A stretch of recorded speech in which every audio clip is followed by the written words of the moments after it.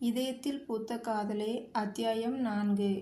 நாளை காலை முக்கியமான ஒரு வேலை இருக்குது. 10 மணிக்கெல்லாம் அம்மா கோயிலுக்கு போகணும்னு சொன்னாங்க. அதற்கு முன்னரே அலுவலகம் போய் திரும்ப வேண்டும்.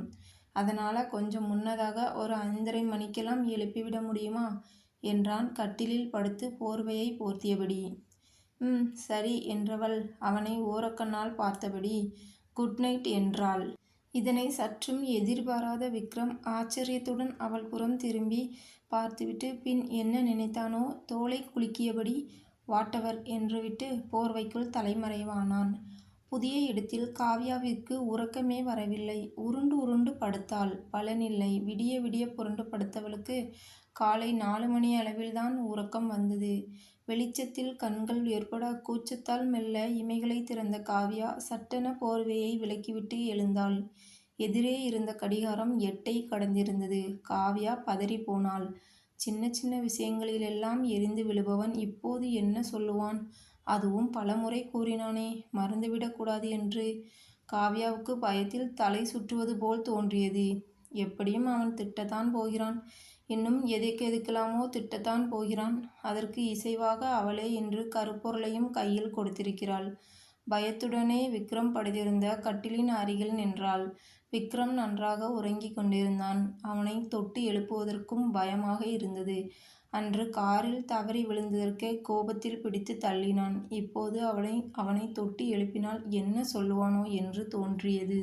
விக்ரம் உறக்கம் கலைந்தது. கண் விழித்து பார்த்தபோது காவ்யா சிலையாக நின்று அவனையே வெறித்து கொண்டிருப்பது தெரிந்தது. அவளது தலைமுடி கலைந்து நெற்றியில் படர்ந்திருந்தது. அந்த கசங்கிய புடவையில் கூட அவள் எப்படி இப்படி அழகாய் இருக்கிறாள் என்று வியந்தான். அவளது புடவை முந்தானை காற்றில் பறந்து விக்ரமின் முகத்தை வருடியது. மெய்மறந்த விக்ரம் காவ்யாவை பிடித்து தன் அருகில் இழுத்தான். படுக்கையிலிருந்த விக்ரமின் மேல் விழுந்த பின்தான் காவ்யா சுய நினைவுக்கு வந்தாள். அப்போதும் அவள் விக்ரமின் அருகில் இருப்பதை உணரவில்லை. அவள் மனதில் விக்ரமிடம் திட்டு வாங்கப் போவது மட்டும்தான் ஓடிக்கொண்டிருந்தது. என்ன காவ்யா, ஏன் இப்படி முழிக்கிற என்றான் உறக்கம் கலைந்த கரகர குரலில். விக்ரமின் குரல் காவ்யாவுக்கு மேலும் அச்சத்தை உண்டாக்கியது. அது வந்து சொல்லு, என்ன வந்திருக்கிறது என்று சாதாரணமாக கேட்டவனுக்கு முந்தைய இரவு காவ்யாவிடம் கூறியது மறந்தே போயிருந்தது. சாரி, மணி 8 ஆகிவிட்டது. நிஜமாவே சாரி. எனக்கு இரவெல்லாம் உறக்கமே இல்லை. அதனால் காலையில் கொஞ்சம் கண் அசந்துட்டேன். சாரி என்று சொல்ல வந்ததை மூச்சு விடாமல் சொல்லி முடித்தவளுக்கு அப்போதும் உள்ளூர பயம்தான். அவளை பார்த்து லேசாக புன்னகைத்தவன் காவ்யாவின் நெற்றியில் இருந்த முடியை விலக்கி அவள் காதருகே சொருகியபடி, இட்ஸ் ஓகே டார்லிங். அதுக்காக காலங்காத்தாலே உன் கோழி முட்டை கண்ணை இப்படி உருட்டி முழிச்சு என்ன பயங்காட்டலாமா? மாமா பாவமில்லை என்று கண்ணடித்தான். விக்ரமின் முகத்தில் சிரிப்பை கண்ட பின்புதான் காவ்யாவின் மனம் சமாதானம் அடைந்தது. ஆனால் அவள் தன்னிலைக்கு வரவுமே விக்ரமின் அருகாமை அவளுக்குள் ஏதோ செய்தது. சட்டென அவனிடம் இருந்து விலகி எழுந்து நின்றாள்.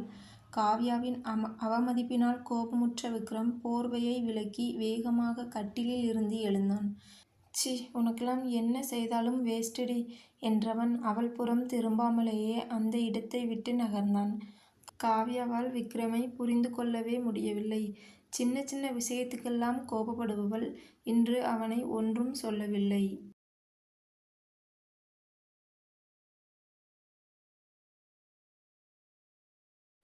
காவ்யாவுக்கு விக்ரமின் அன்பு புரிந்ததோ இல்லையோ, அவனது கோபம் மட்டும் பெரிதாக தெரிந்தது. தன் வீட்டில் செல்லமாக வளர்ந்தவளால் விக்ரம் சற்று குரல் உயர்த்தி பேசினால் கூட தாங்கிக் கொள்ள முடியவில்லை. ஒரு நாள் விக்ரம் காவ்யாவை அழைத்து கொண்டு ஒரு பெரிய துணிக்கடைக்கு சென்றான். பல ரகங்களில் பல டிசைன்களில் பார்த்தவன் கடைசியாக 8000 சில்லறை விலையில் பர்பிள் நிற சுடிதாரை காவ்யாவிடம் காட்டி, இது நல்லாருக்குல்ல காவ்யா, தீபா நிறத்துக்கு ரொம்பவே எடுப்பா இருக்கும் என்றவன் அதனை பில் போட கொடுத்தான். நாளை தீபுவோட பிறந்தநாள். இது அவளுக்குத்தான். நீயே அவளிடம் கொடு என்றபடி அந்த துணிப்பையை அவளிடம் கொடுத்தான். வருஷம் வருகிற பிறந்தநாள் தானே, இதற்கா 8000க்கு வாங்க வேண்டும் என்று மனசுக்குள் நினைத்தாலும் வெளியில் எதுவும் காட்டிக்கொள்ளவில்லை. தீபாவின் பிறந்த நாளன்று கணவன் மனைவி இருவரும் அவளை வாழ்த்தி அவளுக்கு பரிசளித்தபோது காவ்யா நினைத்ததையே கமலமும் சொன்னார்.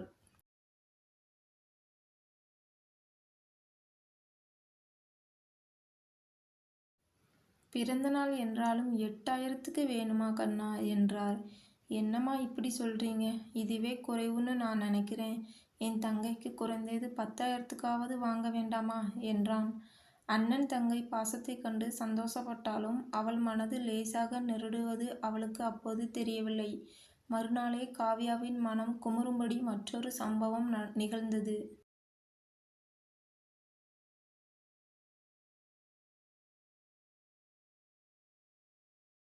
காலையில் காவ்யா எழுந்தபோது விக்ரம் அலுவலகத்திற்கு கிளம்பியிருந்தான்.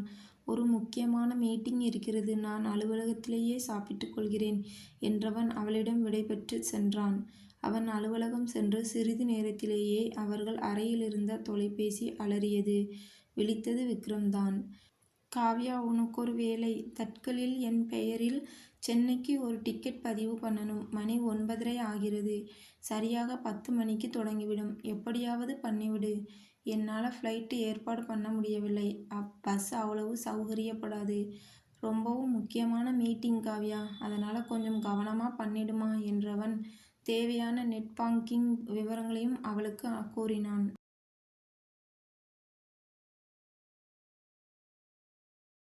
9:30லிருந்தே காவ்யா அந்த இடத்தை விட்டு நகரவில்லை. இது விக்ரம் அவளுக்கு கொடுத்திருக்கும் 2வது வேலை.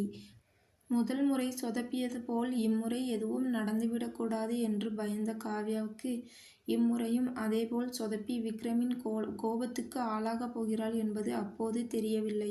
சரியாக 10 மணிக்கு IRCTC தளத்துக்கு சென்றவள் தேவையான விவரங்களை கொடுத்து புகைவண்டியை தேர்வு செய்தபோது அங்கே வெயிட்டிங் லிஸ்ட் 20ஐ கடந்திருந்தது. காவ்யாவுக்கு என்ன செய்வதென்றே தெரியவில்லை. விக்ரமின் எண்ணிற்கு அழைத்தாள். முழு அழைப்புக்கும் பதிலில்லாமல் போன பின்னரே முக்கியமான மீட்டிங் என்று விக்ரம் காலையில் சொன்னது ஞாபகம் வந்தது. கடைசியாக அவளே ஒரு முடிவெடுத்து பதிவு செய்ய முயற்சித்த போது வெயிட்டிங் லிஸ்ட் 60ஐ கடந்திருந்தது. சரி, எதற்கும் இருக்கட்டும், வேண்டாமென்றால் கேன்சல் பண்ணிக்கலாம் என்று விக்ரம் சொல்லியபடி டிக்கெட் பதிவு செய்தாள். மீட்டிங் முடிந்து வந்த விக்ரம் காவ்யாவை அழைத்து பதிவு செய்தாகிவிட்டதா என்று விசாரித்தவன் ஆம் என்று அவளது ஒற்றை சொல்லுக்கு மேல் அவளை எதுவும் பேச விடவில்லை. தேங்க் காட் காவ்யா, எங்க சொதப்பிடுவியோ என்று பயந்தேன் தெரியுமா? சரி, மதிய உணவுக்கு வீட்டுக்கு வருகிறேன். இதோ கிளம்பிவிட்டேன் என்றவன் உடனேயே அங்கிருந்து கிளம்பிவிட்டான்.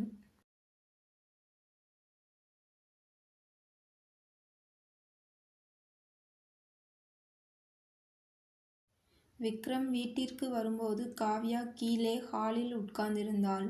கார் சத்தம் கேட்டதும் எழுந்து சென்றவள் அவன் கையிலிருந்த ஷோல்டர் பேக்கை வாங்கி கொண்டாள். இந்த 2 வார கல்யாண வாழ்க்கையில் அது அவளுக்கு பழக்கமாயிருந்தது. ஹாய் டார்லிங், சாப்பிட்டாச்சா என்றவன் அவள் கன்னத்தை மிருதுவாக வருட முகம் சிவந்தவள் அவனிடமிருந்து விலகி, இல்லை, நீங்க வரட்டும்னு என்று இழுக்கவும் விக்ரம் முகம் மலர்ந்தது. ஆஹா, எனக்காக காத்திருந்தாயா? போச்சு, இன்று மழை கொட்டத்தான் போகுது. இப்படி அதிசயமெல்லாம் நடக்கிறதே நம்ம வீட்ல என்று அவளை பார்த்து கண்ணடித்தவன் நொடி பொழுதில் குளித்துவிட்டு டைனிங் அறைக்கு வந்தான். எதற்கு முதலில் உனக்கு பரிமாறிவிட்டு அப்புறம் எனக்கு வை. மாமா சந்தோஷத்தில் அவ்வளவையும் சாப்பிட்டுட போறேன் என்று அவளை பார்த்து குறும்பாக நகைத்தான்.